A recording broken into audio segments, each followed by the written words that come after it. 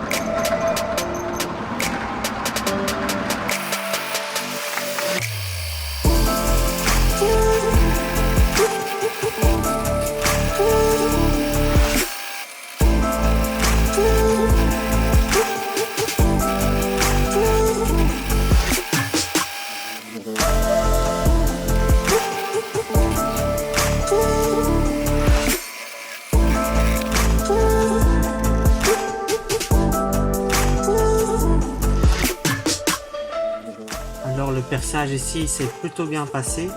Ça a été encore assez facilement. J'ai fait un pré-trou de 3 mm et ensuite j'ai foré à 11 mm. Il faut donc du 11 mm pour faire le taraudage. Donc pour du M12 x 100, il faut donc faire un trou de 11 mm. Et en fait, comme c'est de la fonte, c'est en fait beaucoup plus tendre que de l'acier. Donc c'est pour ça que ça a été assez facilement. J'ai même pas dû mettre de l'huile. Parce que apparemment, si on met de l'huile quand on fore dans de la fonte, c'est pas trop l'idéal. Donc ça, j'ai pas fait. Et ça a plutôt bien été. Et alors même, quand on voit au fond, on arrive en fait dans le carter. Donc j'ai percé jusque dans le carter. En fait, je savais pas trop quelle distance faire. Mais donc là, au moins, je suis tranquille. Et alors aussi en fait comme je savais pas la distance à faire, j'ai demandé en fait pour la fabrication de faire un filetage beaucoup plus long. Et alors maintenant je vais le couper à la bonne taille. Et donc ici j'ai mis un tarot déjà. Comme ça quand je vais la couper, je peux dévisser le tarot et il va refaire le filet. Donc c'est pour éviter que le filet soit détruit quand je coupe le filetage. Et ouais, donc voilà, ça je vais faire maintenant. Et puis après, je vais commencer à tarauder le trou ici pour pouvoir visser ça dedans.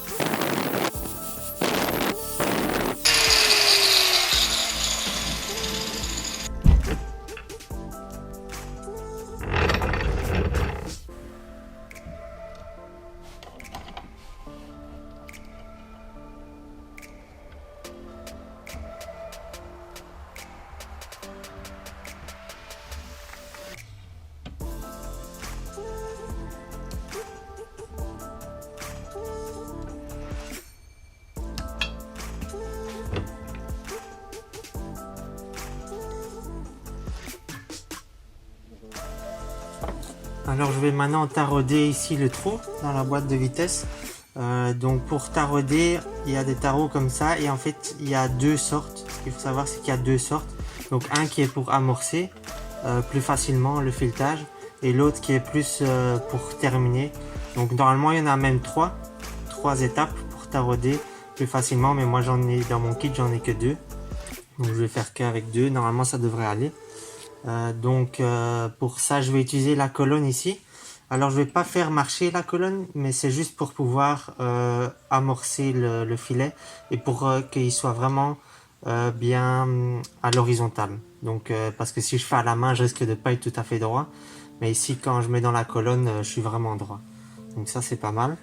Voilà, donc je vais faire ça.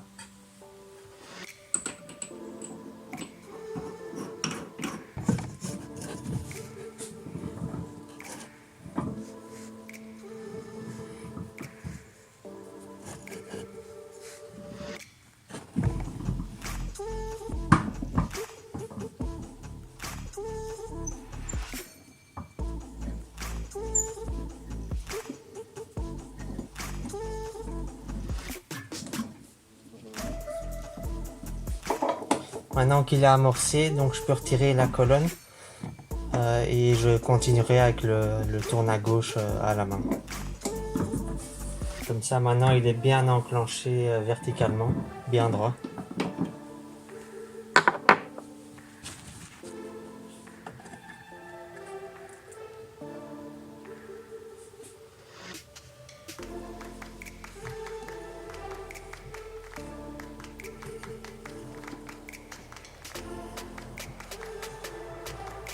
Et donc quand on taraude comme ça, c'est toujours bien de aller un petit peu dans le sens d'une aiguille d'une montre.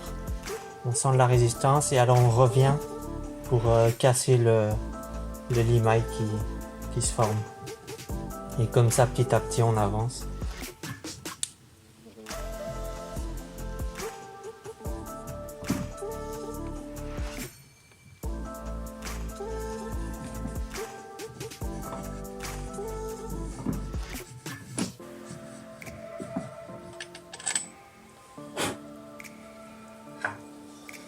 maintenant je vais passer avec le second tarot pour bien terminer le filetage. Normalement, comme j'ai dit, il y a 3 étapes, mais ici je sais en faire que 2.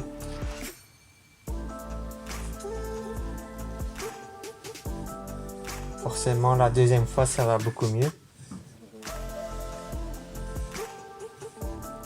Et voilà, je crois que c'est bon là.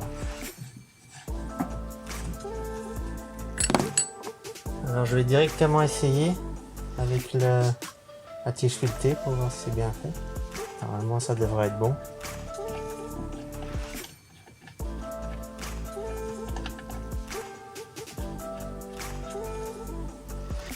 J'ai l'impression que quand même il va pas jusqu'au bout. Donc ça veut dire que j'ai pas assez raccourci ce filet ici. Donc ce que je vais faire, c'est que je vais le raccourcir encore un petit peu. Et puis je vais essayer pour voir si je suis allé jusqu'au bout. Et voilà, j'ai recoupé un peu le filet. Et donc maintenant il va bien jusqu'au fond, au fond de la gorge ici. Donc voilà, ça c'est une chose de faite. Je suis assez content du résultat. C'était pas encore si difficile à faire. Ça me stressait un peu de forer dans le carter de boîte comme ça. J'étais pas sûr que ça allait fonctionner, mais et puis c'est aussi la première fois que je taraude, donc c'est plutôt pas mal pour une première fois. Donc ça c'est vraiment bien. Donc maintenant ce que je vais faire, je vais retirer la plaque ici pour mettre le joint. Donc il y a un joint papier qui vient ici entre la boîte et la plaque. Et ensuite je réinstalle ici le pignon. Et alors ensuite je reviens mettre la plaque ici avec le renvoi qui va par là. Donc voilà, je vais faire ça. Bon, alors ici j'ai donc le nouveau joint. Donc ça c'est un joint papier. J'ai pris toute une pochette de joints. Et donc je vois qu'il est bien, sauf le trou évidemment que je viens de faire. Il n'est pas dans le joint, donc ça fait rien, je vais mettre la plaque. Et puis en mettant la tige filetée, le papier joint va se casser. Mais sinon ça c'est bon, j'ai bien nettoyé la portée du joint. Et alors je ne vais pas oublier ici aussi les 2 petites cales d'épaisseur qui vont pour le roulement ici. Donc voilà, ça c'est mis. Alors ensuite je viens mettre ici d'abord la plaque, non d'abord le joint évidemment.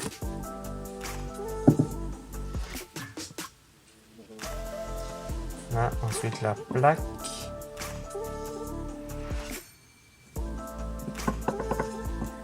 Là, et alors il y a 2 vis ici qui tiennent cette plaque. Ça je vais mettre maintenant.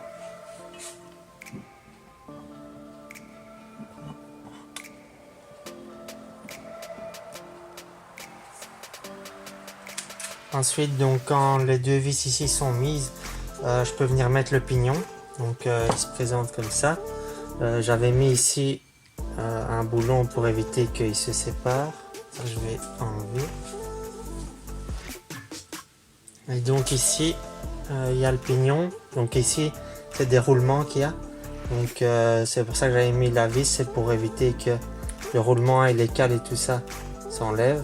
Et donc ici, je peux venir mettre l'axe. Ça qui sera donc, que je dois donc taper en force dedans.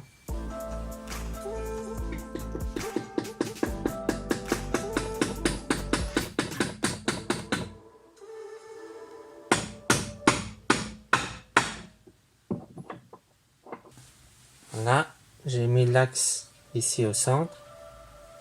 Et donc, je peux venir maintenant le visser ici.